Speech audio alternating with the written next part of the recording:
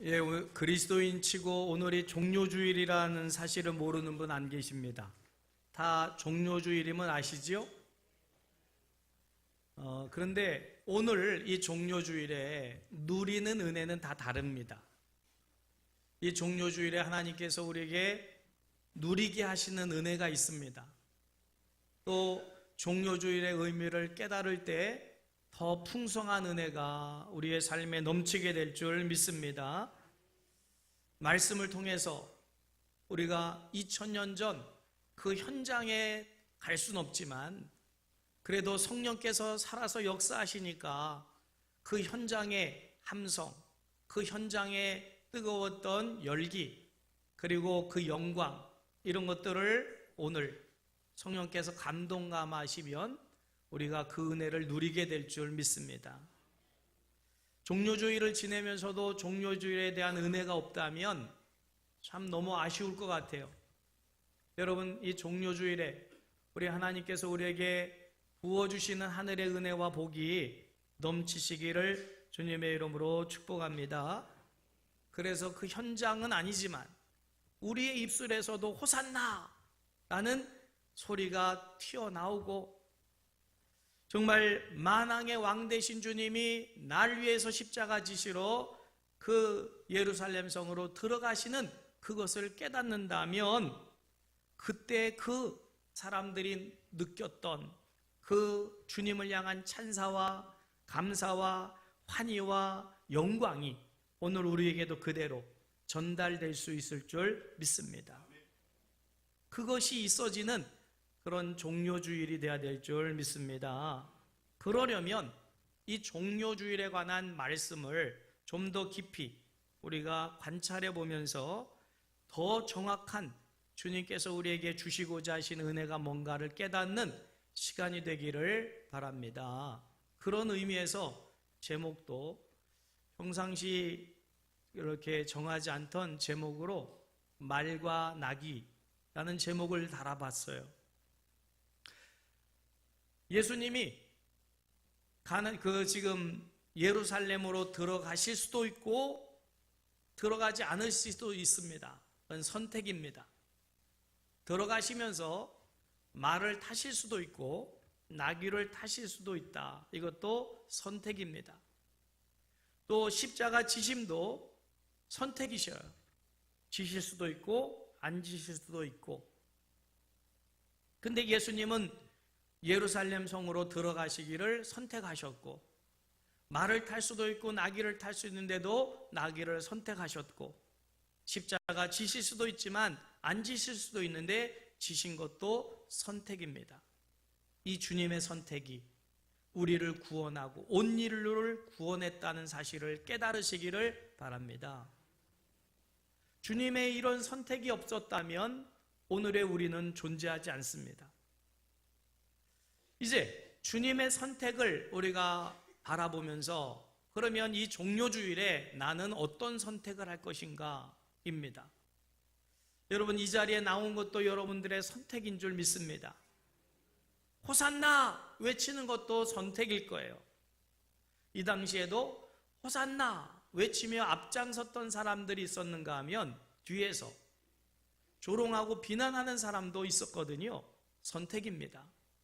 여러분, 성령의 감동 감하심이 있을 때 주님께서 기뻐하시는 말씀의 의미를 따라서 바른 선택할 때 그 선택으로 통해서 하늘의 복과 이 땅에서 누릴 복이 임하게 될 줄 믿으시기를 바랍니다. 그래서 말씀을 좀 더 깊이 관찰하면서 옳은 선택을 해야 될 것이고요. 그 선택이 하나님께는 영광이 되고 우리에게는 복이 되는 귀한 이 시간이 되기를 주님의 이름으로 축복합니다. 다 알고 있는 내용이지만 1절을 보면 예수님께서 예루살렘으로 들어가시기를 선택하시는 장면이 나와요. 자, 들어가시기 전에 벳바게라고 하던 곳에 이르셨는데 거기서 발걸음을 돌리실 수도 있습니다. 그런데 이 벳바게에서 두 제자를 부르시더니 건넌 마을로 가라 라고 하는 말씀을 하셨다는 거예요. 1절 말씀 같이 한번 읽어볼까요? 그들이 예루살렘에 가까이 가서 감람산 벳바게에 이르렀을 때에 예수께서 두 제자를 보내시며 그랬어요. 자, 벳바게에 이르시자마자 예수님이 그냥 내쳐 가셔도 되는데 멈추셨어요. 그리고 두 제자에게 너희는 건넌 마을로 가서 이제 매여 있는 나귀와 그 새끼를 내게로 가져오라 라고 하는 말씀을 하셨다는 거예요. 심부름인데 보통 뭘 사오라고 하면 돈을 줘야 되는 거 아닙니까?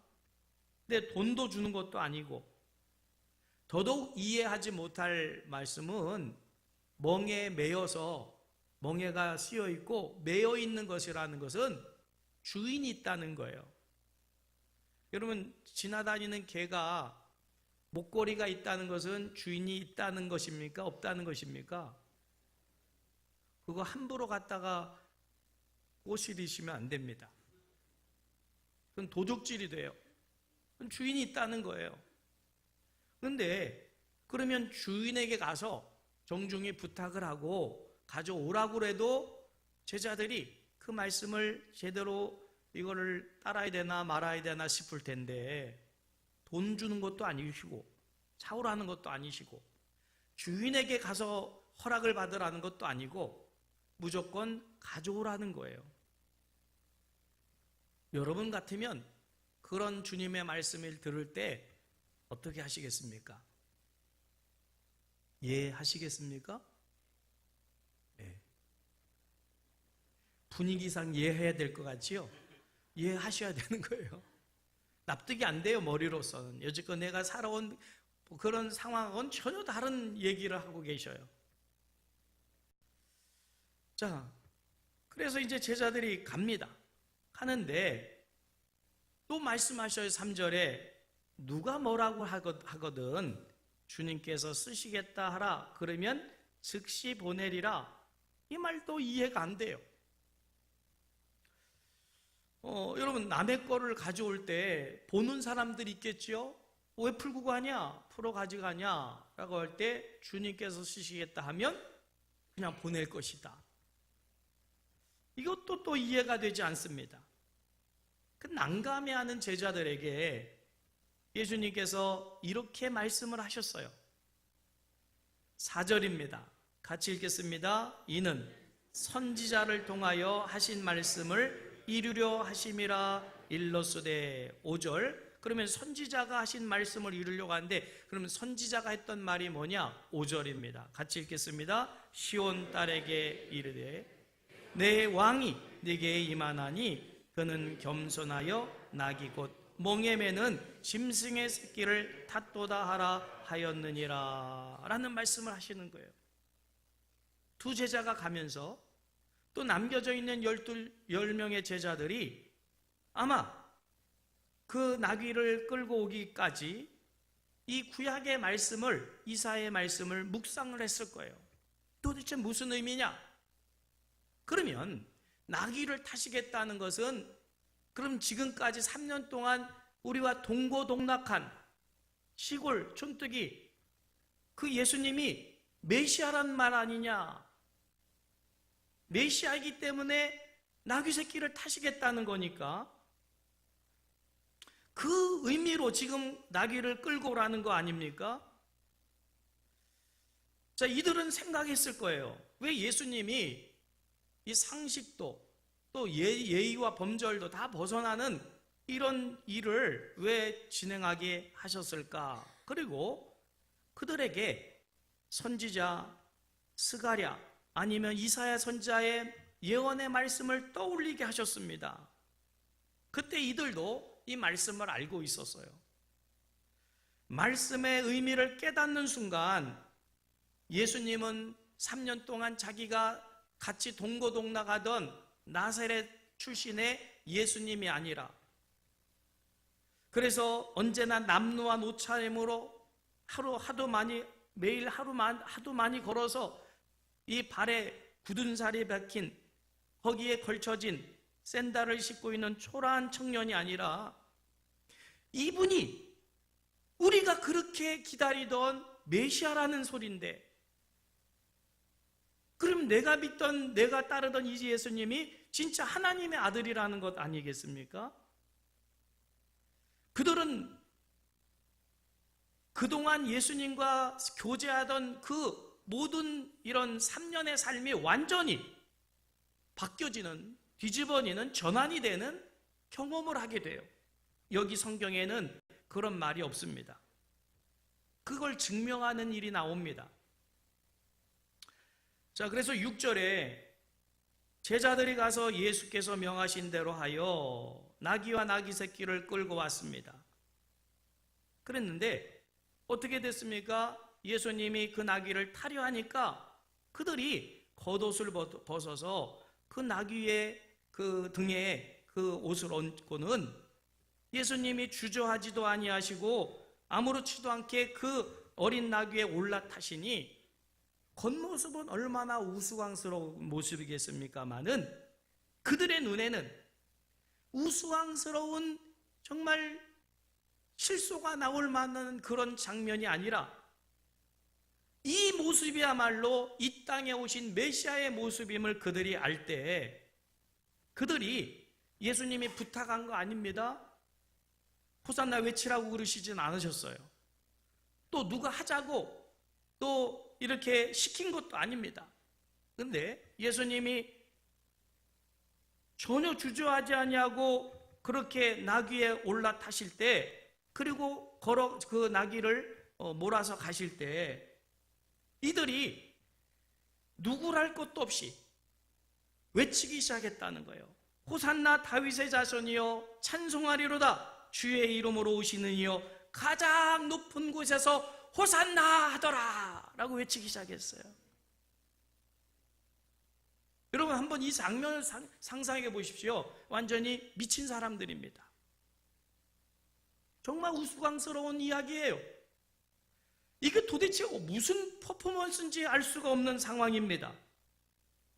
그런데 그렇게 막 외치니까 수많은 무리들이 몰려와서 너도 나도 겉옷을 벗어서 예수님 걸어가시는 나귀 앞에다가 옷을 펴더니 사람들이 같이 외치면서 종려나무 가지를 꺾고 오고 앞에서 소리치고 뒤에서 소리를 치면서 왕이 나가신다. 길을 열어라. 호산나 찬송을 받으실 주 예수여. 이 오시는 이는 위대한 왕이십니다. 막 자기들끼리 외치기 시작한 거예요. 여러분 놀라운 사건입니다. 이런 게 지금 무슨 프로그램 되어 있는 게 아닙니다. 전혀 예고되어 있지 않았어요. 그러면 이런 장면이 왜 연출이 됐을까요? 예수님이 만왕의 왕이심을 믿었기 때문에 가능하지, 믿음이 안 가는데 이렇게 앞장서서 외치고 소리칠 수 있을까요? 여러분 여기 중요한 사실이 하나 있습니다. 구약에 이미 이 이사야 선지자나 또 스가랴 선지자가 예언한 말씀을 이미 알고 있는 사람들이 많았어요.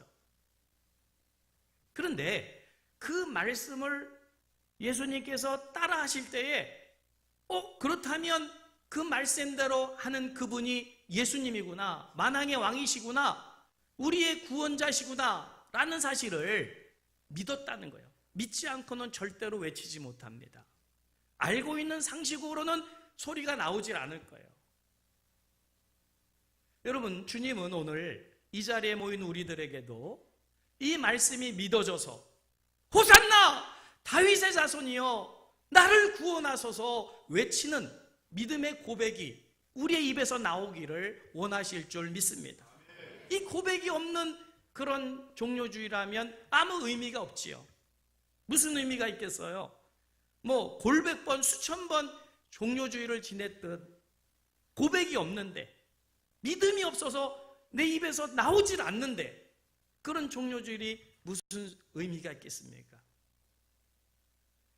여러분 주님은 오늘 우리에게 종료주의를 맞이하면서 우리의 입에서도 구약의 말씀이 믿어짐으로 예수님이 만왕의 왕이시고 구세주이심을 알기에 그 믿음으로 호산나 다윗의 자손이여 오시옵소서, 우리를 구원하옵소서 외치는 그 믿음의 고백이 여러분의 입에서 나오기를 원하시는 줄 믿으시기를 바랍니다. 그 현장은 아니지만 이 시간 여러분의 입에서 예수님에 대하여 주님은 왕이십니다, 나의 구원자시십니다, 이런 고백이 여러분의 입에서 스스로 고백되어진 귀한 시간 되실 수 있기를 주님의 이름으로 축복합니다. 그 함성이 터져나오기를 주님은 기대하고 계실 줄 믿습니다. 아멘. 조금 있다가 우리가 찬양으로 외치겠지만 여러분, 진정 하나님의 말씀이 믿어짐으로 인하여 내 입으로 주님은 나의 구세주십니다 라는 고백이 나오고 그것이 함성으로 터져 울려 퍼지면서 그것으로 인하여 예수님이 증거되는 그런 우리가 되실 수 있기를 바랍니다. 자, 그런데 예수님이 예루살렘으로 들어가시기를 작정하셨지요? 결단하셨습니다. 선택하셨어요. 그리고 나귀를 타시기로 선택을 하셨습니다. 그럼 이 선택은 왜 이런 선택을 하셨을까라고 하는 건데, 첫째, 예언을 성취하기 위해서 선택하신 거예요. 예언 때문입니다. 예수님의 관심은 우리가 예수를 믿으면서 예수 믿어 복받아서 잘 먹고 잘 살고 건강하게 살고 복받아서 출세하고 이런 데 관심이 있다면 오늘 예수님의 관심을 바라보면서 우리의 관심도 좀 수정해야 되지 않을까? 예수님의 관심은 어디 있냐면 4절에 보면 선지자의 하신 말씀을 이루려 하는데 예수님의 관심이 있음을 알게 돼요. 다시 한번 4절을 읽을까요? 이에 선지자를 통하여 하신 말씀을 이루려 하심이라 일렀으되. 할렐루야! 오늘 내 귀에 들려진 하나님의 말씀대로 내가 살아서 그 말씀이 나를 통해서 성취되기를 여러분들은 얼마나 원하십니까? 우리의 신앙의 관심이 어디 있어야 되냐면 복받아서 잘 먹고 잘 살고 출세하는 데 있는 것보다 내게 들려진 하나님의 말씀대로 내가 삶으로 그 말씀이 내게 이루어지는 것을, 거기에 관심을 기울여 보시기를 주님의 이름으로 축복합니다. 이게 되지 않으면 그 믿음은 기복적인 신앙이 돼버리고 말고요, 그거는 말씀을 성취하는 게 아니라 말씀을 이용해서 내가 원하는 것을 이루어보고자 하는 이기적인 믿음이 되고 말아요. 우리의 믿음은 세상 복보다도 더 하나님의 말씀을 내가 들을 때 그 말씀을 순종함으로 그 말씀이 내 안에 이루어지는 것을 기뻐하시길 바랍니다. 주님은 그게 가장 귀한 목적이었고 관심사였어요. 여러분, 예수님이 돈이 없어서 나귀를 타신 게 아닙니다. 또 말을 타려면 말을 타는 걸 배워야 돼요. 근데 못 타서 나귀를 타신 게 아니에요. 겁나서. 나귀를 타신 이유를 분명히 말씀하고 있습니다. 예언을 성취하기 위함이다 라고 주님은 분명히 그 목적을 말씀하셨고, 또 나귀를 탈 때 그 예언의 말씀을 믿고 기다리던 사람들, 참 믿음을 가지고 있는 사람들, 진짜 하나님의 말씀을 듣고 그 말씀대로 살고자 몸부림치는 사람들에게는 예수님이 나귀를 타실 때 그 모습을 보면서 소름이 돋는 감격을 느끼게 됐던 거지요. 그래서 그 초라한 예수님의 모습이 우스꽝스러운 게 아니라, 저렇게 하시는 저분이야말로 진짜 메시아구나 라고 하는 감격이 그 마음에 깨달아지니까 누가 말하는 것도 아닌데 그 입에서 호산나 다윗의 자손이여 우리를 구원하러 오신 만왕의 왕이십니다, 이런 고백이 터져나오게 된 줄 믿으시길 바랍니다.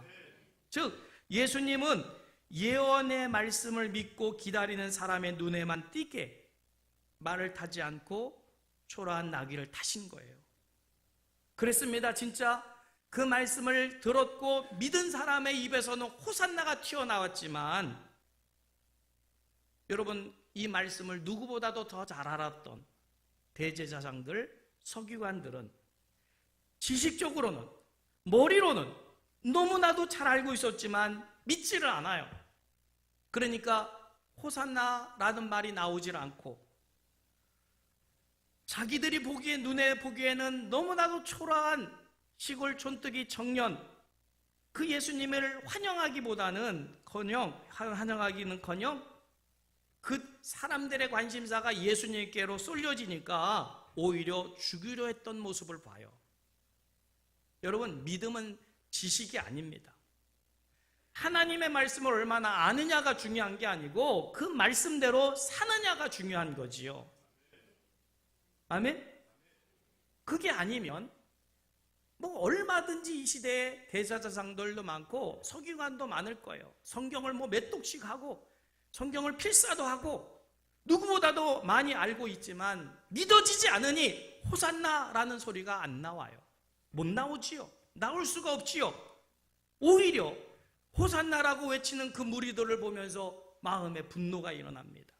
예수에 대한 죽이고 싶은 마음, 증오심이 일어나는 모습을 봐요. 여러분, 예수님을 믿으면서 주님이 하신 말씀이 깨달아지고 믿어지기를 주님의 이름으로 축복합니다. 그 말씀대로 되어지는, 성취되어지는 내 삶이 정말 하나님의 은혜임을 깨달아 알고 그 말씀 한 절 한 절을 따라서 살고자 노력하고 힘쓰고 애쓰는 우리가 되어야만 이 종료주일에도 주님의 은혜와 사랑을 깨달으며 호산나 다윗의 자손이요 우리를 구원하기 위해서 오신 만왕의 왕이신 주님 어서 오시옵소서 환영하게 될 줄 믿으시기를 주님의 이름으로 축복합니다. 예수님도 예언을 성취하는 삶을 사셨듯 우리도 하나님의 말씀이 내게 성취되는 그런 기쁨과 감격을 가지고 신앙생활 하실 수 있기를 바랍니다. 두 번째로 예수님은 멍에를 매기 위해서 오셨음을 말씀하셨어요. 물론 구약의 말씀을 인용하셨지만 5절 말씀 다시 읽을까요? 시온 딸들에게 이르기를 네 왕이 내게 임하나니 그는 겸손하여 낙이 곧 멍에 매는 짐승의 새끼를 탔도다 하라 하였느니라. 이 말씀은 인용하셨지만 예수님은 멍에를 매는 짐승을 탔다는 것은 자신이 멍에를 매시겠다는 거예요. 그래서 예수님이 하신 말씀이 있죠. 수고하고 무거운 짐진 자들아 다 내게로 오라 내가 너희를 쉽게 하리라. 인생의 모든 짐을 내가 짊어지겠다. 내 멍에 수레 위에 다 올려놔라. 그리고 너희는 쉼을 얻어라. 멍에를 매시는 주님이 하실 수 있는 말씀이지 누가 이런 말을 하겠습니까? 왜 멍에를 매는 나귀를 타셨는지를 우리가 알아요. 이미 구약의 이사야서 53장 4절에서 6절에 우리가 져야 될 질고, 우리가 져야 될 고통, 우리가 당해야 될 슬픔, 우리가 지었던 죄값에 대한 그 죽음, 이것을 주님은 대신 지셨다 그거예요. 멍에를 나 대신 매셨다 그 말이지요. 이사야서 53장입니다. 찾아보세요. 거기 우리가 당할, 우리가 매야 될 멍에가 거기 다 있어요. 그걸 우리 주님이 대신 지시겠다는 거예요. 멍에 매는 새끼 나귀를 타신 이유는 그 모든 짐을 내가 대신 지어주겠다, 이런 의미입니다. 이사야서 53장 4절에서 6절 찾으셨나요? 같이 읽을까요? 실로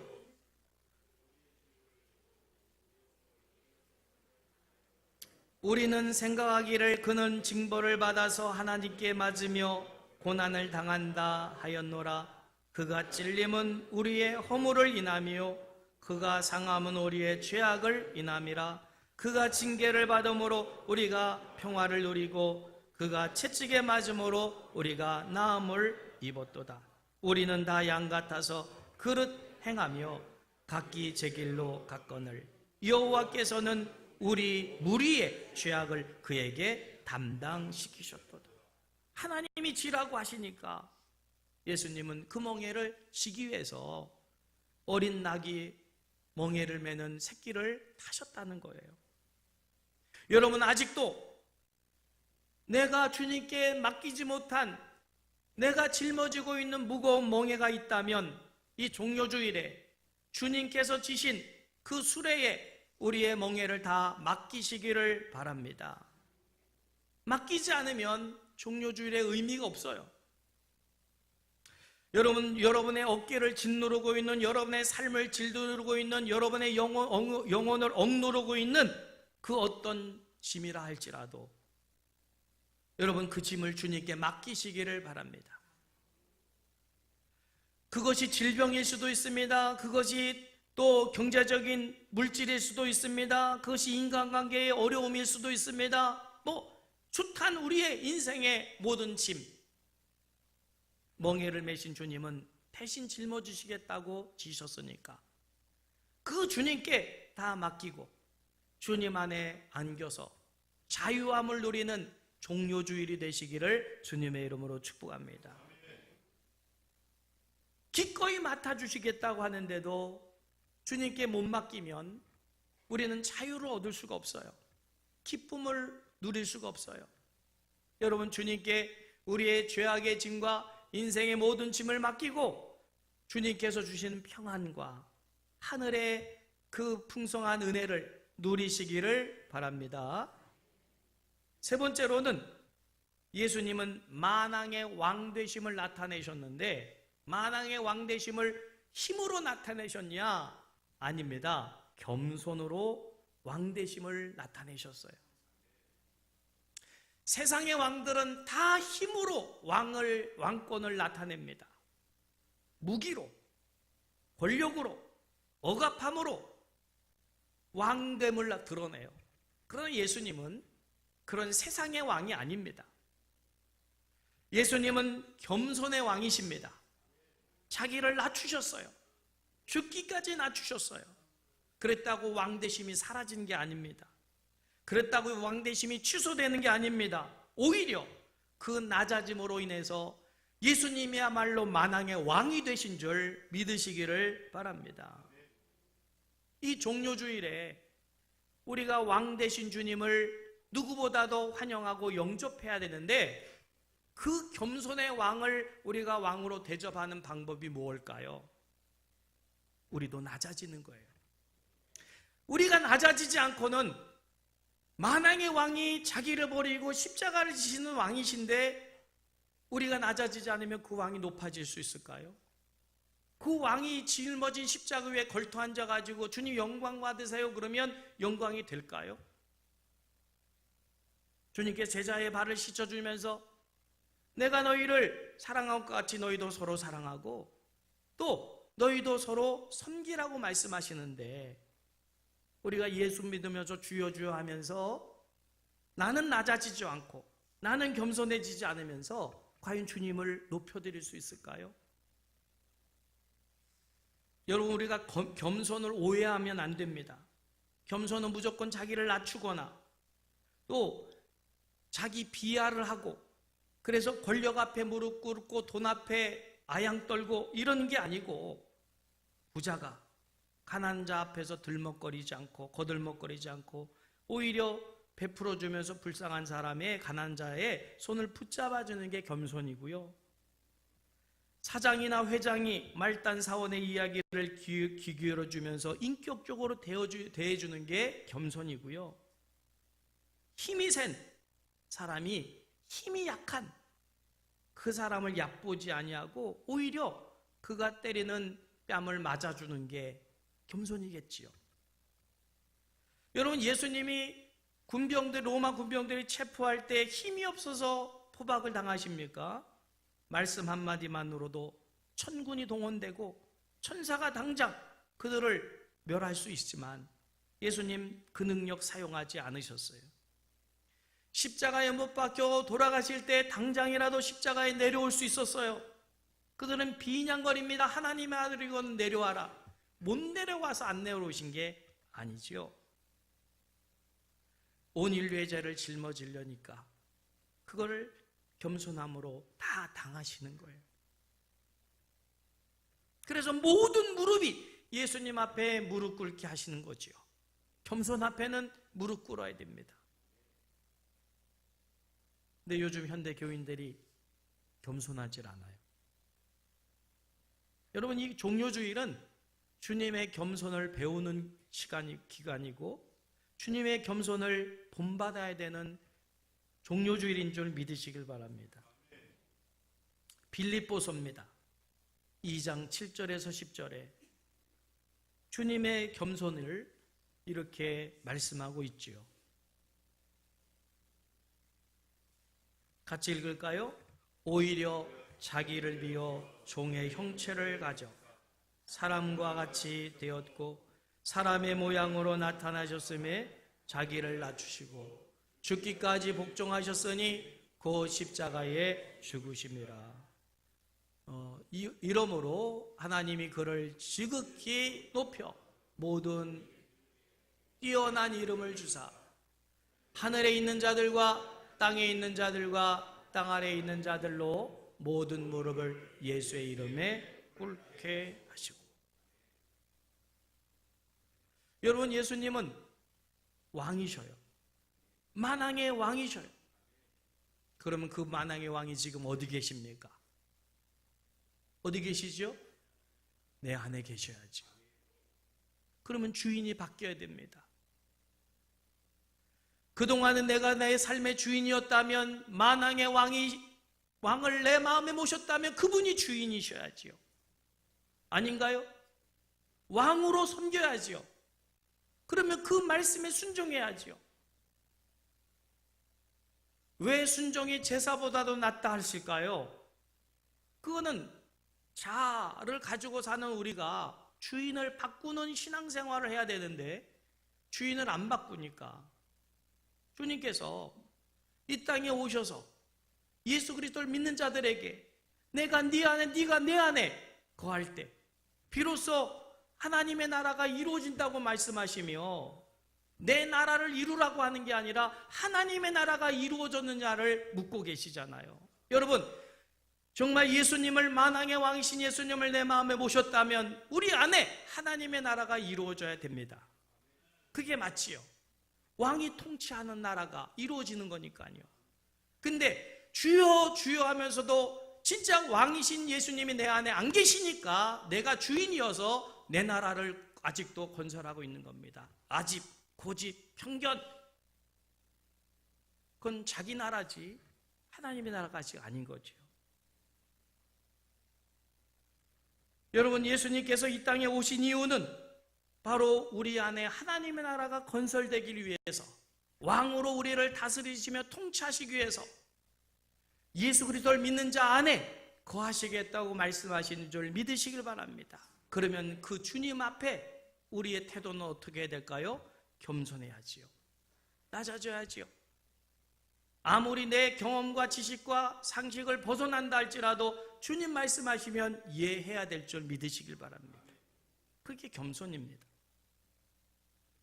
여러분, 하나님의 나라는 하나님의 명령과 하나님의 뜻이 이루어질 때 하나님 나라지, 내 뜻이 그대로 아직 존재하고 있고 내 자아가 살아있으면 그건 하나님의 나라가 아닙니다. 거기에는 하늘의 질서가 없습니다. 거기에는 하늘의 평강이 없습니다. 거기에는 하늘의 영광이 없어요. 여러분, 이 종료주일은 내 삶의 주인을 바꾸는 기간이에요. 왕으로 진짜 주님을 대우해 드리기를 바랍니다. 주님은 나의 왕이십니다. 무슨 말씀을 하시든지 아멘으로 순종하겠습니다. 무릎 꿇으면 그때 하나님 나라가 이루어집니다. 하나님의 질서가 섭니다. 거기 하나님의 영광이 깃들게 되는 겁니다. 그가 이 땅에 오신 예수님으로 인하여 하늘 평안을 누리게 되는 것이고, 우리는 이 세상을 넉넉히 이길 수 있는 성령의 사람이 될 줄 믿으시기를 주님의 이름으로 축복합니다. 여러분, 누가 왕이신 주님을 왕으로 대접해 드릴 수 있을까요? 바로 내가 우리 주님을 왕으로 대접해 드릴 수 있습니다. 남이 대접해 드리는 것은 그건 소용이 없어요. 내가 주님을 왕으로 대접해 드려야 될 줄 믿습니다. 그런 종료주일이 되시고 그런 고난주간을 지내시기를 주님의 이름으로 축복하면서, 아까 우리가 약속했었지요. 호산나. 우리 정말 이 땅에 오시고 온유를 구원하시고 나를 구원하러 오신 예수님께 호산나 찬송하기를 원합니다. 우리가 소리 외쳐 우리의 입술을 열어서 호산나 우리 주님께 영광 올려드립니다.